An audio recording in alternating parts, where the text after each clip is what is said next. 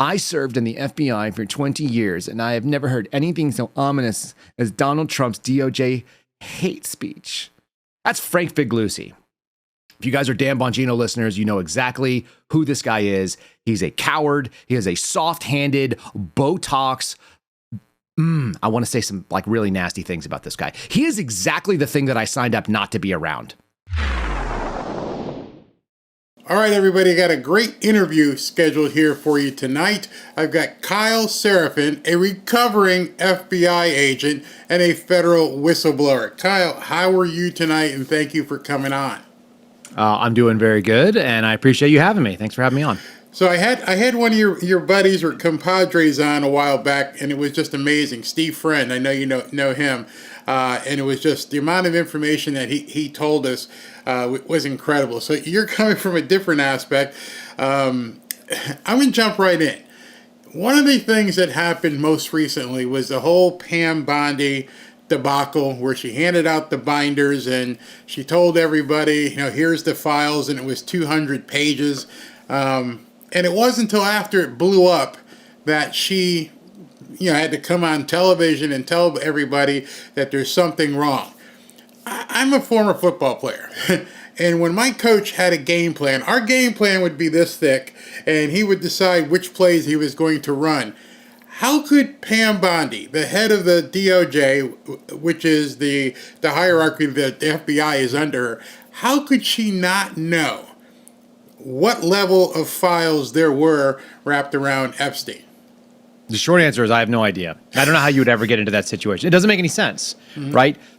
She made this sort of statement, and it seems made for television in my experience, because she's talking about paper files like they came in a binder or that someone was driving a truckload of papers over. It's 2025. Yeah. And now we can imagine there are paper versions. There are probably some things that are evidence. There are things that are physical.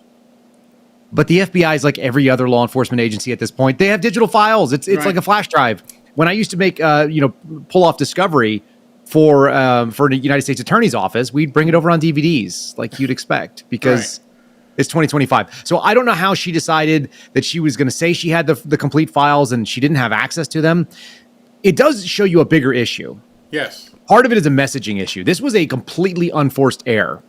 If you had gotten in there and said, look, I know we promised you day one that we were going to give you all the Epstein files, and that's what we're really committed to, but here's what's more important. We want to get you our prosecutions. We want to get indictments, arrests, prosecutions, and convictions. That's what we're really set on doing. So we're going to do it in the most expeditious way possible. We kind of were making some promises we can't back up at the moment, but let it be known, we've created a task force. We've taken the right people. We've given them access to the files, and they are going to be digging on this, and we're going to start announcing arrests forthwith. Like, look forward to that. I can't give you all the details yet.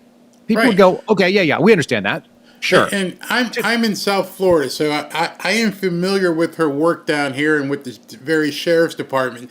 And she always came across as someone very professional, very proficient in what she was doing. I was completely surprised that it seemed as though she got caught with her pants down, per se. Who would she have been leaning on? This is before Kash Patel was confirmed.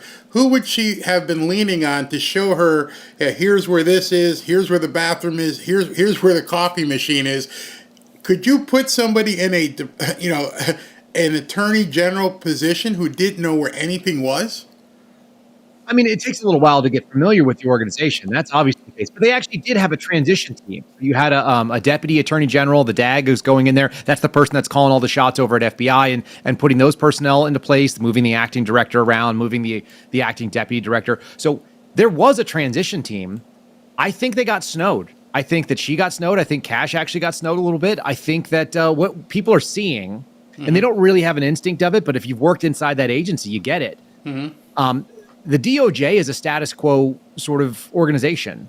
Donald Trump never ran it. He was never the boss of the DOJ. He put an attorney general in, but the people that ran it were always the people that have been there, and they've spent 20 years there. So the people that run the FBI and the DOJ are not the people that you see as the director. Generally speaking, the director of the FBI gets run by the FBI, and that is currently happening right now, I think, as well. This is the uphill battle. I'm a little bit hopeful. I'm a little bit I'm cautiously optimistic that Dan Bongino is going to get in and move some momentum, but the status quo is stagnant. It is the reason we call it a deep state. I actually think that's the wrong word. Deep state sounds kind of sexy. It sounds like people are like handing off files in dark places, and they're going into parking garages, and they're doing kind of the deep throat meeting, which, by the way, Mark Felt, he was the deputy director of the FBI, and he was deep throat. So there is like a kind of a piece to that.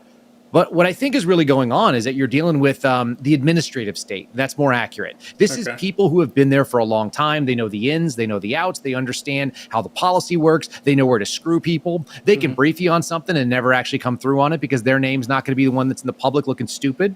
And so I think they got played a little bit. And I think it's worth acknowledging. She should probably come out and get in front of it instead of doing a bunch of Fox News hits. Just say, look, I didn't realize how deep the corruption in this agency is. I didn't realize how aggressive the status quo is fighting to stay the same. And we're going to go out there and work against it. We're going to do it in good faith. And we're going to be transparent where we can be. But some of the stuff we do, criminal prosecution, you don't see all the evidence in every criminal prosecution. You're not going to see it until we take it to trial. And so if we're going to actually charge and convict people, some of that stuff's going to stay in our pocket until we actually have to release it. And so we can't show you everything. And we made a false promise there, but we're going to do it in good faith that we're going to make the prosecution. If she said that, she'd be forgiven immediately. What they're doing instead is they're hoping that the next media cycle or the blow up in the White House with Zelensky is going to cover for them. And it kind of did. But, I see it online all day long. People are like, hey, where are the Epstein files? They're doing that Bill Murray memes that say, today's another day without the Epstein files, like Groundhog Day style. And so Americans, they've been promised something and they want to see it. And I want to see it for them. But I think they just need to be honest about what they can and can't expect. And then you'll have a much better outcome. So a question for you, as you were saying, you were talking about the corruption. How corrupt is it? I mean, because those of us looking from the outside, we saw Comey, we see the name guys that you see on television. How deep do the layers go in terms of people who have nefarious plans for Trump and America? Well, let's start at the real beginning of the problem. A lot of people don't know what the FBI is. Right. And if you don't know the answer to that question, then you're going to have a hard time understanding anything about what corruption is, because corruption is probably not the right word for it. It's an entity that is not what people expect it to be. The FBI is an intelligence agency. Now, everyone assumes it's law enforcement, and that's probably, 30% or 40% of what they do. But the FBI considers itself an intelligence agency first, and they say so in the document that tells the FBI how to do business. That document's called the Dialogue. So there's this book. It's thicker than the Bible. It's, when we had the COVID shortages, I told people you could take the paper Dialogue home and you could use the paper to wipe your butt if you ran out of toilet paper, and it would last a long time because it's really, really thick. And it says FBI is intelligence agency first, and then FBI is law enforcement agency. So it has dual hats. Once you understand that, then you have to understand what these cases look like. And intelligence cases are not the same as criminal cases. And they happen sometimes simultaneously. And when you understand that the FBI is spinning off cases into Americans that are not predicated on criminal acts, they're predicated on the need for information. That's what intel agencies do. That scares the crap out of a lot of people. They don't realize that we're talking about something and they don't end. I had intelligence cases that I inherited when I first started working for the Bureau. This was going back to like December of 2016. So I'm freshly out of the academy. I get assigned to a counterintelligence squad in Washington, D.C. And I had cases that were opened up and like signed off into authorization by Peter Strzok, who people will recognize his name. He was the supervisor that opened them. They're 8, 9 years old. There's never an allegation that anybody that is involved in this case had any criminal activity. We're simply investigating them because we want to know more about them. That is antithetical to what most people think the FBI does. It's maybe what they think the worst case scenario is. It's every day. And so when I can open a case on you because you met somebody who was a Chinese spy when you were in grad school, and you're not even friends with that person, but maybe you had a Facebook message or two, and we can open a full case and pull your bank records, and we can pull your toll records and find out who you've been texting with or calling, when I can find out everything about you and drag your entire social media and try to find all your connections there. And maybe I find someone that has another connection with that person, so then I open a case on that person. This is what the FBI is doing. And so intelligence cases are like a circle. They just spin off more circles, like a whirlpool or an eddy in the water. A criminal case is linear, and they're not nearly as scary because what happens is a criminal activity takes place. We try to figure out who does it. We go out and get evidence that they did, and then we go and take them to trial or they plea out, and that's the end. Right? You just don't nearly have the long-term implications. So the FBI became this entity after 9/11. And once you understand that the post-9/11 FBI is very different than the pre-9/11, and more importantly, the post-Obama FBI is a totally different animal, because in 2016, at the tail end of Obama's term, He changed the authorization that enables the NSA to do what's called domestic collection. The NSA is authorized under this executive order called 12333. And under that, for the first time, the FBI in late 2016 was able to access what's called raw FISA. FISA is like me looking into your email. Like I open up your email the way you open up your email. You don't want that. But I can see your spam. I can see your regular email. I'll see whatever's going on there. And if you're collected on in FISA, previously what happened is the FBI would have to go to the NSA and say, hey, we'd like to know something about this person. And you'd get this redacted version, what they call minimized. So you'd look at that and then you'd have to figure out who that person, okay, well, who's the person that you wrote person number 1 in? But as it is right now, the way it's set up since Obama got in, it's like, oh, well, that's Barry Cunningham. I just know who he is. And he's talking to Kyle Seraphin and he's emailing with Ashley. And we can see all those things. And that didn't used to exist. So even the FBI post 2016 is different. And obviously, it seems like that stuff was set up to go after Donald Trump. So the entire agency for the last 8 years has both had the willingness, the toolbox to do so. And then most importantly, the people that got promoted, they're all in place. It takes years to become a senior level member of the FBI. So we're talking about people that everybody down from the director is, the top SESer, the special senior executive service. Then you got the deputy director. Then you got this person called the ADD. Then you've got 7 people called the executive assistant directors. They take years to get to. Then you've got people below that called the deputy or the assistant directors, then the deputy assistant directors, then section and unit chiefs, and then the special agents in charge. And every single one of those people take years and years, and they are all brought up in the same management culture that is currently there. And all of it essentially is rotted. And we know that because of what happened during COVID. They all said yes when there was probably a constitutional question there. And so there should have been a pause where they said, hey, we're a law enforcement agency. We're an intelligence agency. We answer to the DOJ. We understand what the Constitution means. Maybe we take a little breather on this and we don't enforce a mandate and kick everybody out. Right. Maybe we just say, listen, it's going to get settled in the courts. And when it does, we'll just handle it then. Instead, what they said is we're going to push full bore because what we require is compliance. So we got to see in 2020 and 2021 what the FBI was made of. And it's the same thing that Donald Trump was alleging. And it's the same thing that a lot of us have actually been saying publicly. My first whistleblower activity happened in 2017, like 1 year into being in the FBI. And I did it the entire time that I was in. I was just talking to an attorney earlier today, and I was like, I did a whistleblower activity in 2019 about how they were screwing over people on payroll. They wouldn't pay overtime, even though they were scheduling shifts. So it just has all these layers, and some of them are procedural and they're very pedantic and boring. And some of them are really sexy and scary because they involve tools that people have heard of, FISA 702 and things like this, and some of them involve like raiding the former president's house. And so we can go as deep as you want, and everything is on the table at this point because we all look at it and we go, how corrupt could it be? It could be all the corruption. It doesn't mean that it is. There might be a better explanation, but they've lied continuously, even to the point of something simple like, hey, how come you don't have the cell phone data for the pipe bomber from January 6th? And they're like, oh, it was corrupted. And then you find out when Donald Trump gets into office, Congress is asking the same question. They go, hey, where's the pipe bomber phone records? And the phone company goes, oh, we have them. Yeah, there's no problem. Yeah. And then you start thinking, well, what the heck were they lying for? And so we don't know the answers to these questions, and we don't know if it's incompetency or malfeasance, but neither is acceptable from what they like to call the premier law enforcement agency in the United States. So if you, Kyle Seraphin, were named that you got Kash Patel's job, you're the new director of the FBI, what's day one for you? Resign. I don't want to do that job. That sounds terrible.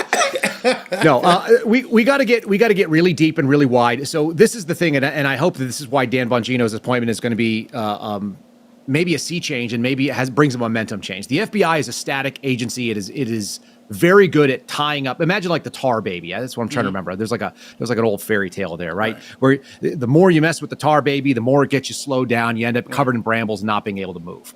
What needs to happen is you need to maintain inertia and forward momentum. And I don't think Kash actually got that going in. I think he ended up getting done what they always do. They take the FBI director and say, look at all these cool toys we have. Look at all these cool things we do. Look how important we are. And you're in charge of all of it. Isn't that cool? By the way, here's the plane. Go fly around in that. And it gets people distracted enough. If I'm day one in charge, first thing I'm doing is every single person that I mentioned. The deputy director would have to be an appointee that we bring on, but the ADD, the EADs, the ADs, the DADs, like all the way down the line, and pretty much a bunch of the special agents in charge, I'm moving them all to Puerto Rico. Okay. I don't want to move them to Montana or Alaska because I like Montana and Alaska. Those seem really nice. I'm moving them to Puerto Rico because there's tons of crime there, and go fight crime. And by the way, every single senior FBI manager, every FBI agent, and every intel analyst all have a mobility agreement. So they can be moved at the pleasure of the director. So you just got orders. You have to report in Puerto Rico in 90 days, or you can retire. Take your pick. And I'm going to create a bunch of vacancies at the top. That's what I would do. The next thing I would do is I would send out a memo to every single special agent in charge that's still there.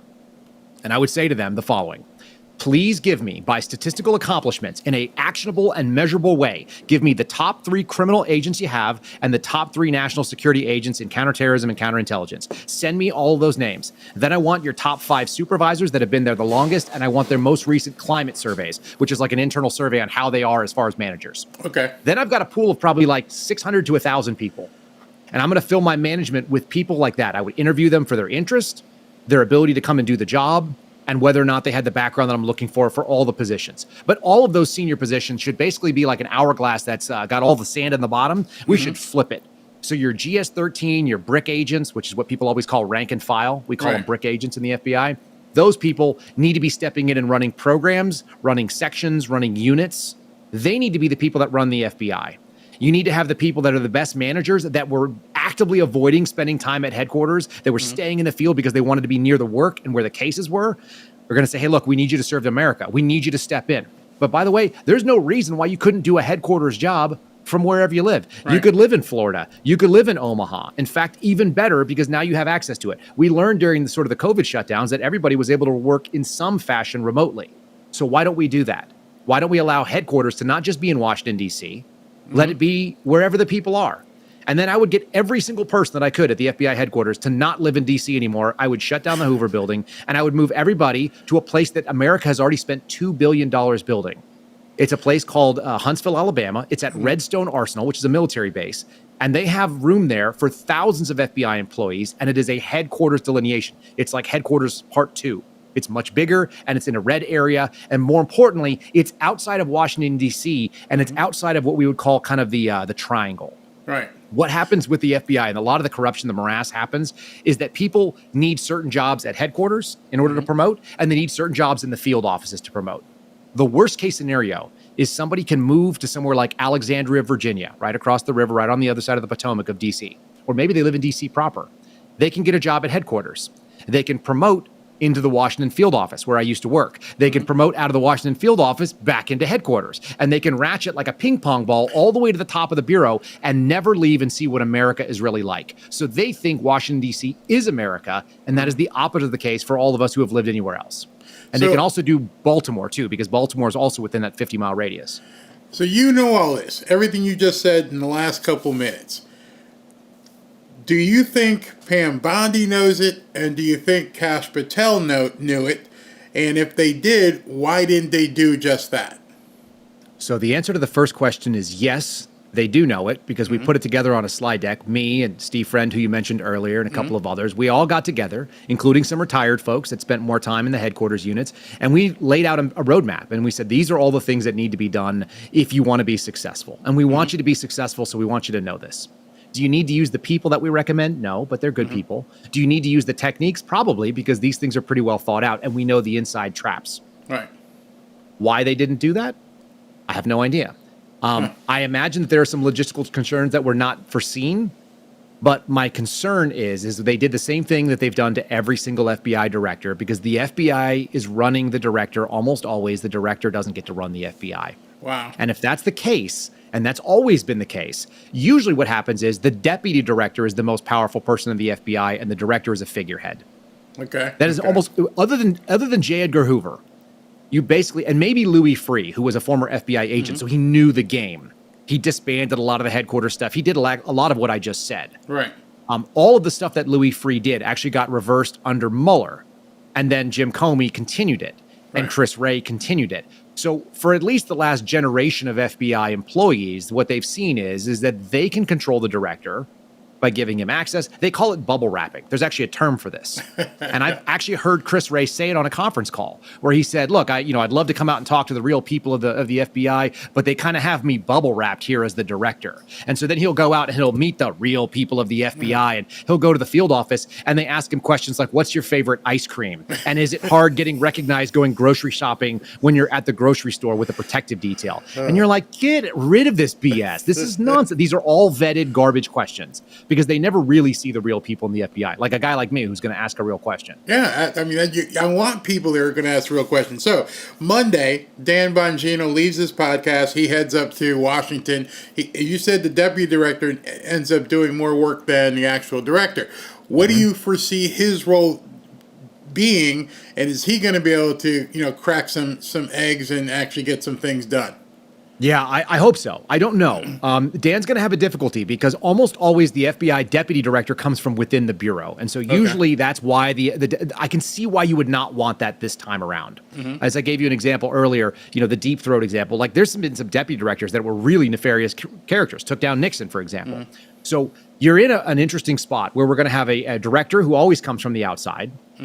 You're also got a deputy director who comes from the outside. So you need local tour guides. I have described this as sort of like a beach landing, like landing at the beaches at Normandy, like taking a country by force and doing an amphibious landing. Right. And in order to do that, you need to grab territory. Or you can look at Afghanistan. Look what the I can't remember what group it was, but I think ODA 555 actually landed in Afghanistan and became like the horse soldiers or the donkey soldiers. And they took over Afghanistan by force very rapidly. Right.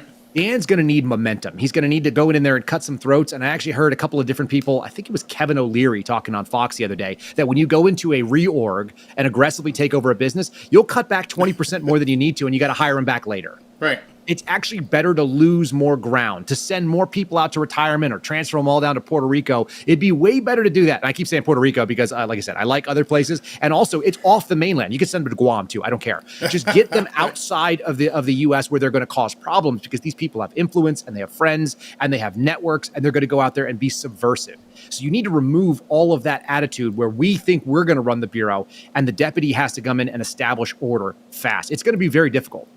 It can be done.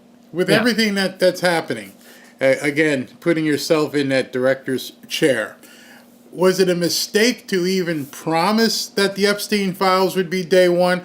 Because when I heard President Trump talk, he acted as if there were other, which makes sense, other priorities before the Epstein file. Epstein's dead, supposedly, and the other woman, she's in jail. So those files, whatever they are, they're going to be there. But we've got some more pressing needs. We saw them go ahead and go after the guy from Afghanistan and all this other stuff. Was that the first mistake by saying this is our priority, going after Epstein files?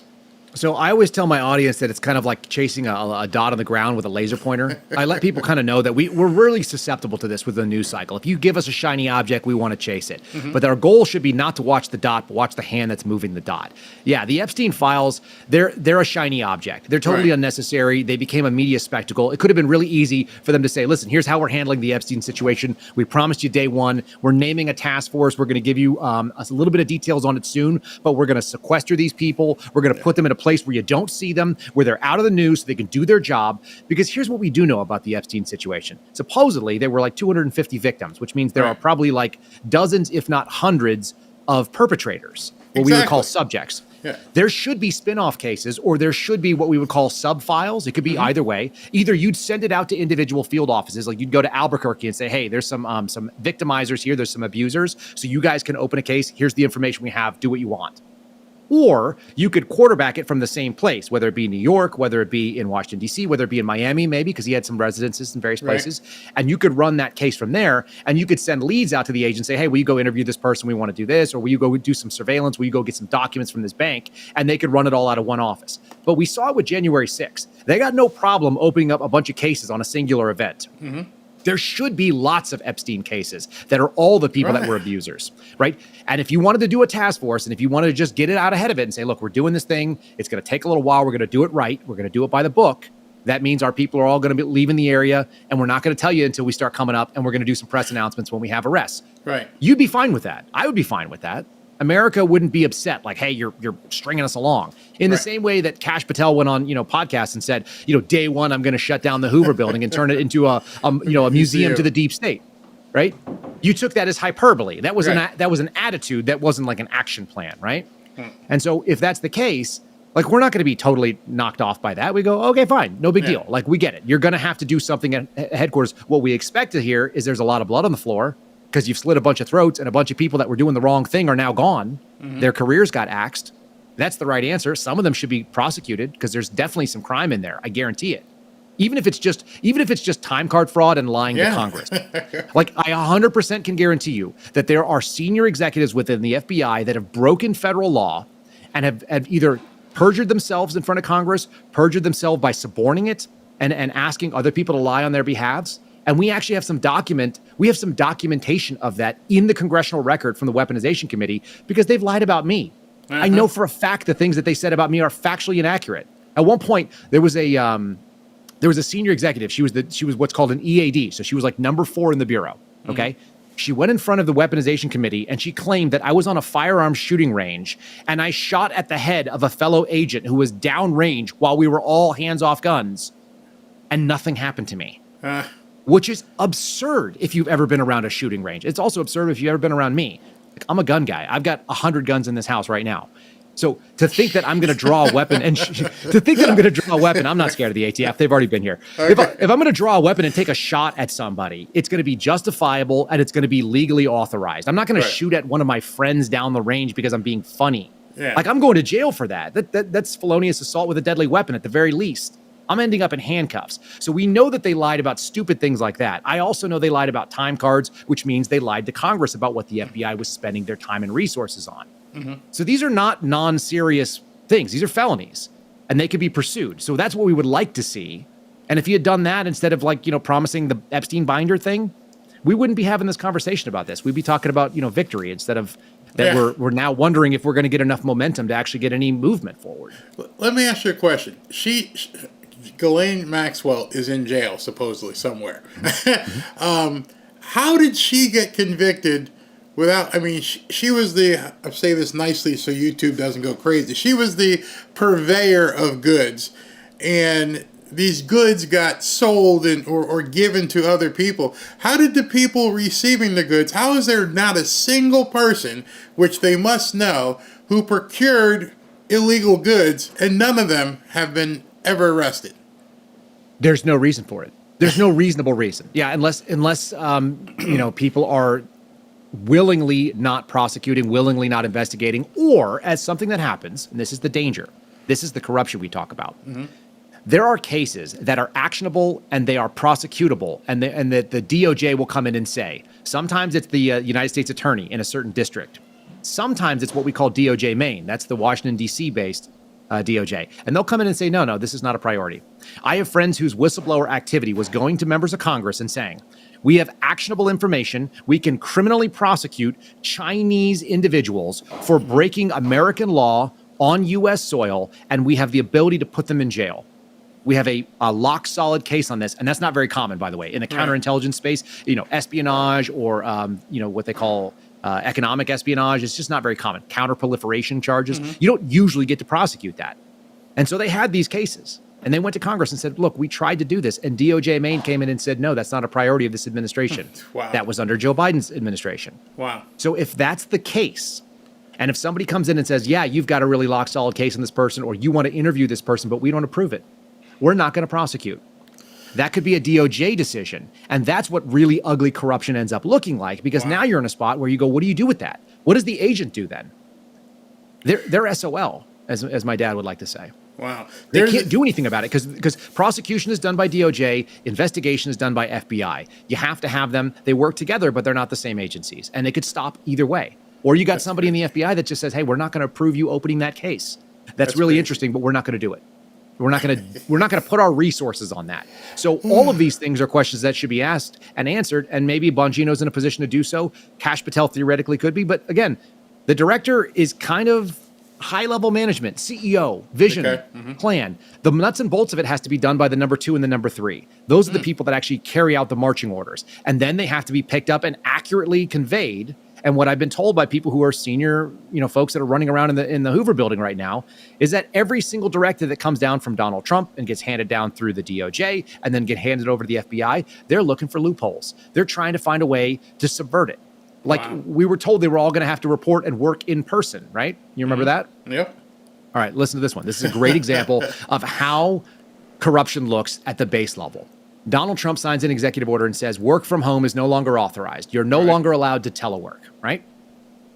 Members of the FBI's Office of General Counsel took that and they said, well, telework means working from a different geographic location than where you're assigned to work. We don't do that. We do remote work. Remote work means that you're working from home, but you could drive into the office, but you don't have to. Okay, so remote work was not canceled by the executive order. So everyone is still allowed to work from home because they're remote working, not teleworking, even though functionally you and I would look at that and know that they mean the same thing.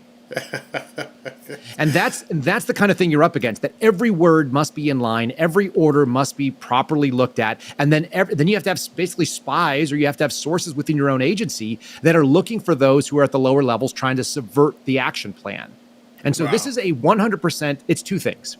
It is it's the invasion, the counterinsurgency, like we talked about with Afghanistan or going in to take over France in World War II. But it's also a hostile takeover of a business. And so you're doing two things. You're winning hearts and minds of the people that work inside the Bureau and letting them know, look, you signed up to defend the Constitution. We want to do that. We don't want to come for your job. We just want you to do your job the way we say. And we're going to do it in a way that's honorable and ethical and legally and moral and so on. And you got to get them on board with that. And then you also got to go find the people that are trying to subvert that action and get rid of them. So this is a really big problem. And the worst thing is the FBI is the teeth in the attack dog that is the DOJ.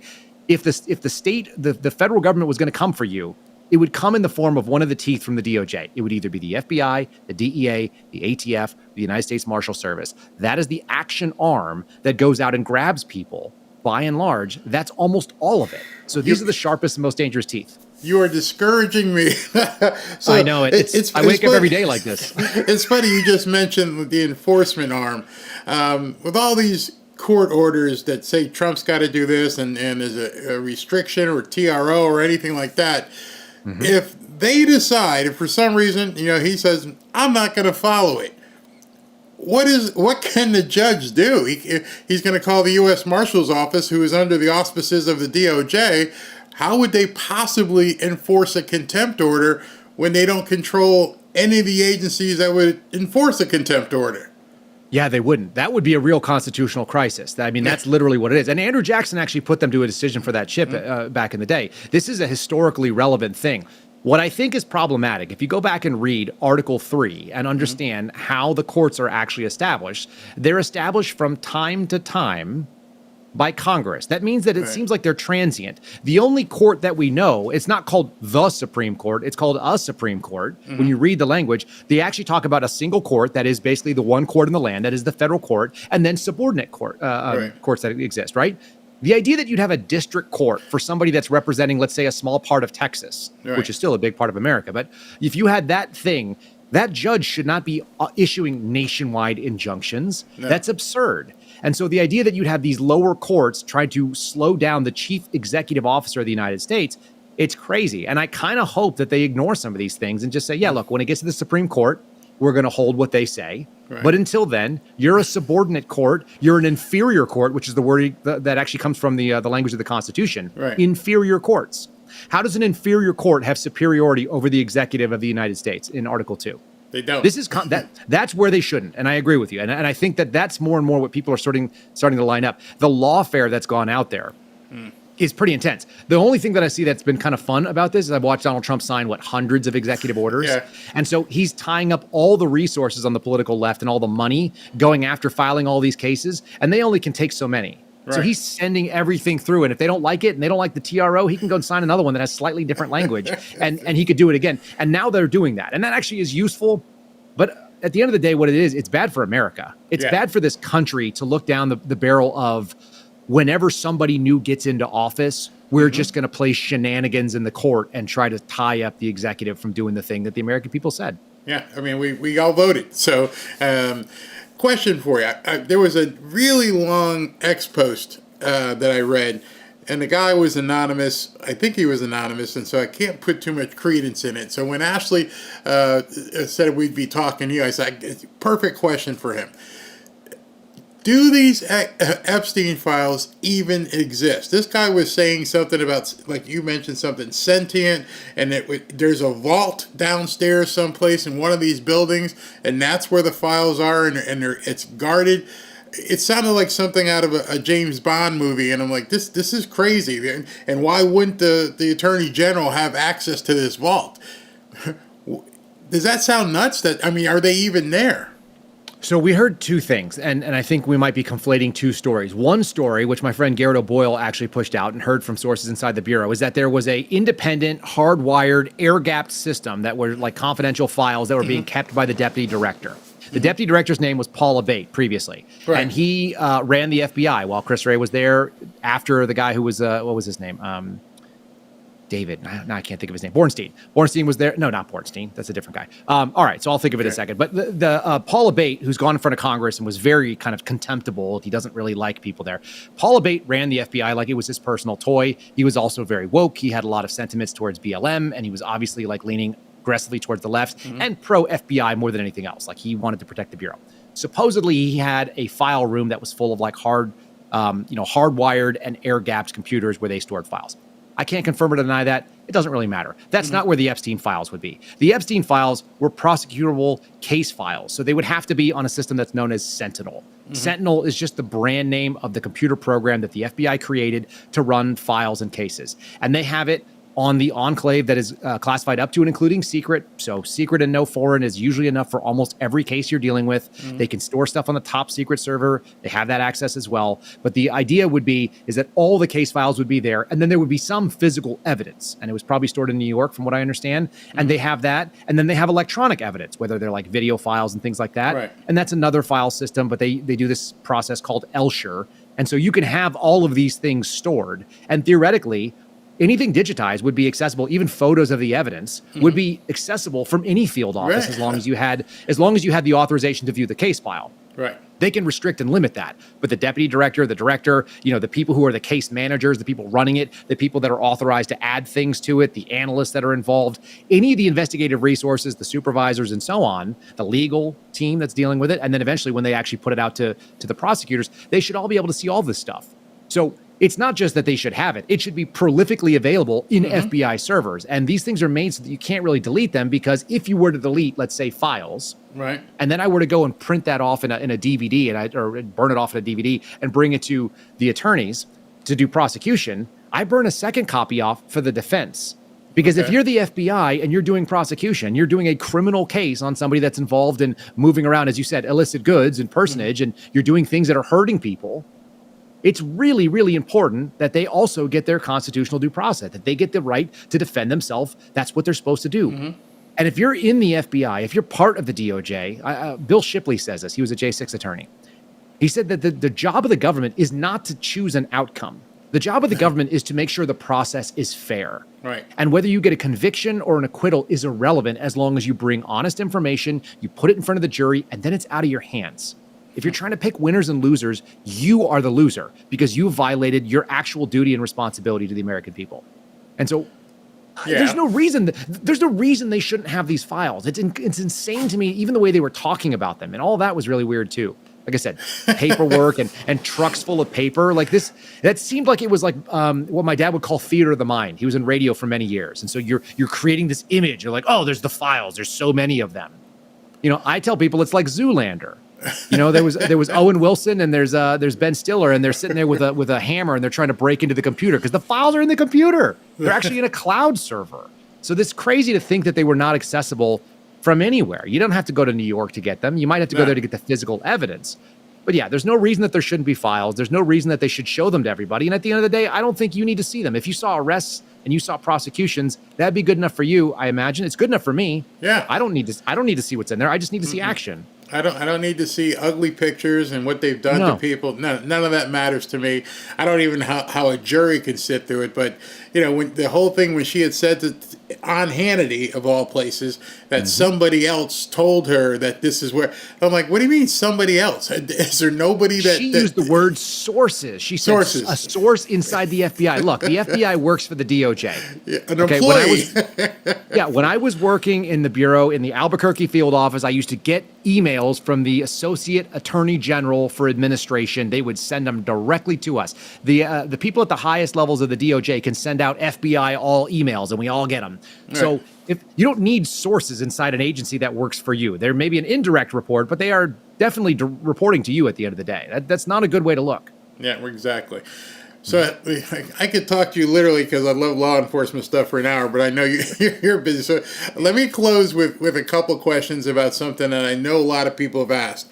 What in the hell is going on with the President Trump's assassination attempt? It was July, mid-July, July 13th, and here it is almost March 13th, and we still think this guy didn't have anybody helping him, no communications. We saw pictures of his cell phone.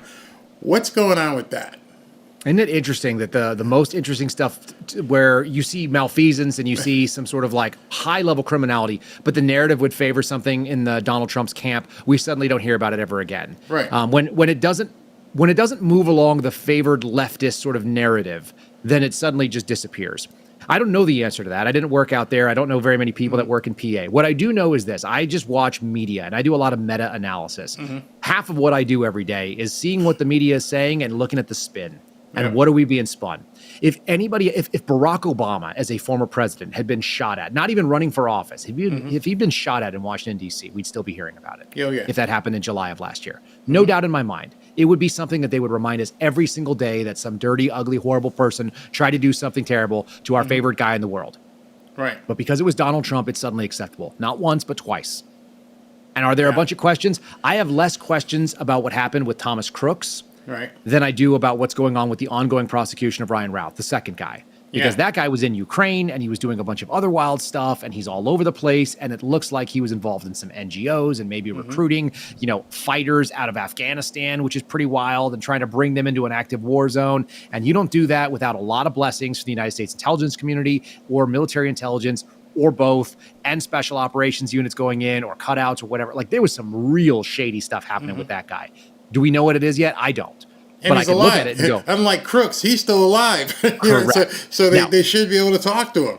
Right. The Crook story, what I think happened with the Crook story, and it's hard to dissuade me otherwise, that wasn't a very difficult thing for him to do. Like the shot wasn't crazy. It wasn't difficult. The fact that he missed is a miracle. I think God reached down and saved a man and gave him another lease on life. I think he saved America, and honestly, he saved the world from a very, very dark spiral. Because if something bad had happened on that day, if we'd seen a real assassination, it would have been probably one of the worst things that could have ever happened in American politics because of what it represented.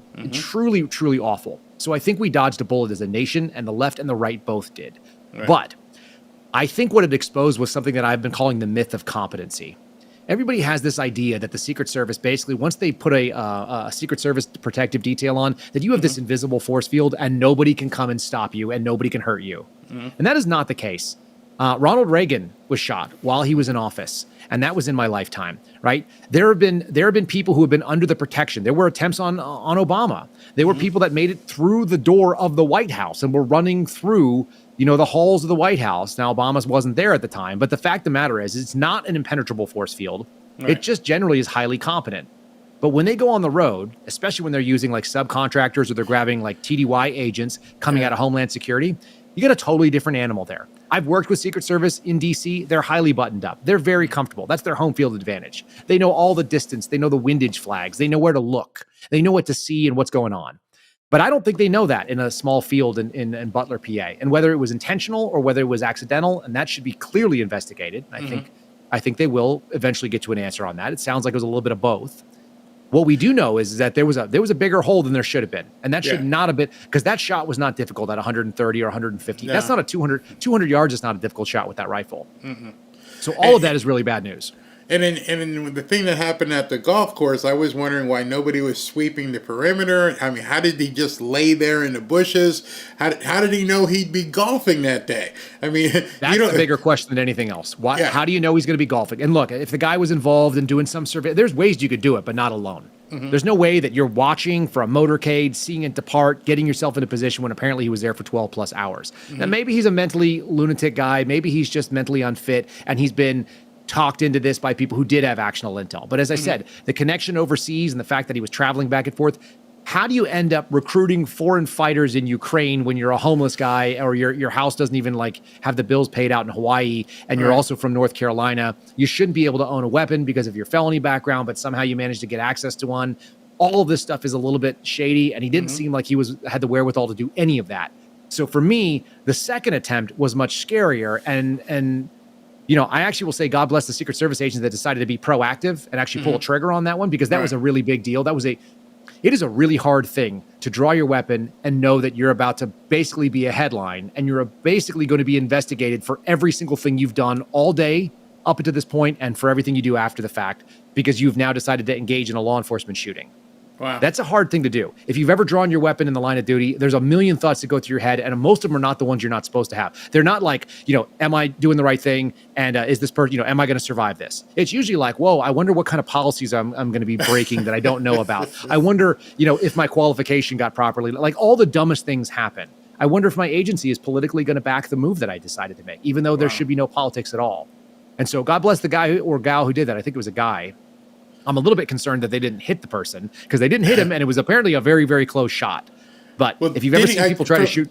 The picture they showed, it looked like he had some sort of, not Kevlar, but he had something where he was shooting in between, you know, so maybe... It was a backpack full of tile, is what we were told. Yeah. So I had a buddy who was out of the Miami office that was letting me know kind of the background on this stuff. Apparently a real disaster. Again, when you see most people train to shoot on a flat range with just a paper target, and that's the only thing they've ever done. Very few, even federal agents, get a chance to do what's called force on force, where you have like an airsoft gun or a simunition gun, and you go out there and you train, you look at another person, and you're working that way. So force on force is really critical to break some bad habits. But yeah, like you're looking at a guy, you see him there, it looks like he might have a rifle, and then he's standing behind some piece of tile in a backpack on a chain link fence surrounded by bushes. All of those things, they come into play. I don't want to criticize someone from not being in that situation. I'm glad they made the decision they did, because it obviously forced the action, which probably ended up saving some lives. Right. But all of those things, my questions are there is like, what is that? And they're still prosecuting this guy. I mean, we are going to eventually see a prosecution. It's starting to come out. It just seems like it should be the news every day, and it's not. So I agree with you on that. So in closing, tell me, what's next? What are you looking for as Bongino gets there? What are you looking for as Pam Bondi and Cash start, you know, getting in there for a period of time? What is going to tell you they're succeeding, and what is going to tell you that they're having some problems? Momentum is going to be the word that I'm looking for. When I was, I remember I had a night one time, my buddy and I stayed up too late, and we had too much whiskey, and we had to do a wedding. We were helping out with a wedding the next day. We woke up, we're both hungover, and we're looking at each other. Neither of us know what needs to be done, but there's a lot of stuff. We had to go move chairs and tables. Sure. And he looks at me silently for about 90 seconds. And then he just yelled the word at me, something. and that's what we needed to do. We needed to do something. We needed to start momentum so you can get momentum. Movement is going to beget more movement. And so when Dan gets in, he needs to start moving immediately. They don't always have to be the right action. They have to be decisive and some action. So they don't have to be perfect, but they have to be reasonable, and they have to be moving forward with this plan. And like I said, it needs to be decapitating some of this corruption that exists in the management structure. And most of it is a problem, whether they agree with it or not. They all said yes when they should have said no, or maybe, and that didn't happen. So a lot of heads need to roll there, unfortunately. And it's just like, you got to trim that agency aggressively. You need to put your own management in place that is on board. And then you need to protect the agents that are doing the real good work, because there are some. There's no doubt about it. There are decent people in the FBI. I'm friends with a lot of them. Maybe not a lot of them, but I'm friends with some of them. And they're out there doing that work every day. And they're looking for cartel members, and they're going after drugs and gangs, and they're going after trafficking, and they're doing white collar fraud, and they're doing things that have nothing to do with politics. And those people need to be protected so they could do that work. But some of them need to be promoted, probably against their will, so they can come in and run these programs in a way that's apolitical, that is interested in justice, like the way that we think it is, and that they go out there and they do the first thing, the most important thing, prioritizing the Bill of Rights. Yeah. That was the number one core value when I joined the Bureau. It is no longer. It's the number 8 core value. And things like compassion and respect and integrity are all lifted above it, and fairness and diversity. Those are all more important values according to today's FBI. It needs to go back to the original value, which is that rigorous obedience to the Constitution, defending the Bill of Rights, keeping the American people safe by doing the things that way. And that means that you don't break the law first. So that's how I'll see when they prioritize the right things and they're moving forward every day with momentum. That's how we know. Kyle, you appear to be in shape, like you're still training, or you're still looking fit. The call comes. Are you answering it, or are you done? I would have a real hard time doing it. So I would say yes under certain parameters. The answer would be yes if you have a very specific mission and you think I'm the guy to do it. That's the only way I've ever taken any leadership roles. I had a leadership role in the FBI working for my surveillance team. I told my boss, find a new person to cover for me. I'll do it until you find someone better. Kind of like a Starship Troopers, until you find someone better until I'm dead. So if there's a real specific mission that I think I can actually do work on and they think I'm the right guy for it, I wouldn't say no to it per se. I would go because I think this country is worth it. But at the end of the day, I run a podcast at this point. I get to comment on all the shenanigans. Nobody stabs me in the back because I work for me. And that is infinitely preferable than going back into the morass and the swamp of Washington, D.C. and waiting for someone to stab me in the back because someone didn't like what I said on X or Twitter, over the last couple of years. And there's a lot of things I've said that have hurt some feelings. So if that's the case, I don't want to be watching my back if I don't have to be. So I guess it's a maybe. If you and the thing with that is, in 3 or 4 years, depending on what happens politically, then you got to go back and start all over again because the next person is gonna come in. So I understand exactly what you're saying. Do you know Dan Bongino personally?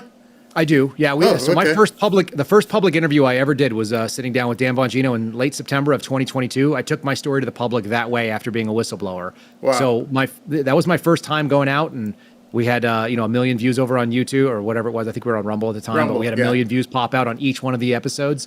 And I think it changed the game when it came to people understanding that not the entire FBI agreed with what the FBI was doing. Yeah. I know other whistleblowers were also inspired to come out. I just knew that I had to take the hit. The most important thing that I lost doing that, and this is something that I can't regain. This is why going back would be hard. I lost my anonymity. I had no social media. I had no public profile. You could Google Kyle Seraphin up until September of 2022, and you would never find anything about me. There's nothing out there. Today you Google, there's a Daily Wire articles. There's Fox News. You can find me left and right. There's 500 plus podcasts I've done. I don't have the luxury of being someone that I can walk through and nobody will know who I am. Everybody in the FBI knows what I am and what I did and why I did it. And some agree and some don't. So walking in with a target on your back is not the most fun thing in the world. Unless I can do it in cowboy boots and an American flag Speedo. I'm not real crazy about it because at least then I'd have some style and some sass, right? And a guitar. Yeah, the hat, the Speedo, and a guitar. Gun belt. Yeah, I'm a gun belt. I don't play the guitar. I'm not a desperado guy, but I'll do a gun belt and I'll do knee-high boots and some either Ranger panties or something with an American flag on there that's tight and uncomfortable for everyone to look at. Because you know what? If it's weird for me, it should be weird for you too. Well, Kyle, everybody can see on the bottom, on the lower third, your X/Twitter handle. How do they get to your podcast? They can find it on YouTube very easily. We're at Kyle Seraphin there, and we've actually been sort of unleashed, so people are starting to find it there. They can also find it on Rumble. It's rumble.com/Kyle Seraphin. I just use my name everywhere, so it's real easy. It's the Kyle Seraphin Show over on Spotify if they want to go look for that, or Apple or iTunes or anything. It's always Kyle Seraphin. If you type in my name on any of the places where you might look, that's how you find me. Well, thank you very much for taking what ended up being twice the amount of time I thought we'd go. But like I told you, I start talking to military guys and law enforcement guys. I'm like a sponge. I'm like, just bring it. Just keep talking. I appreciate the time. Thank you very, very much. No, it was nice meeting you, Barry.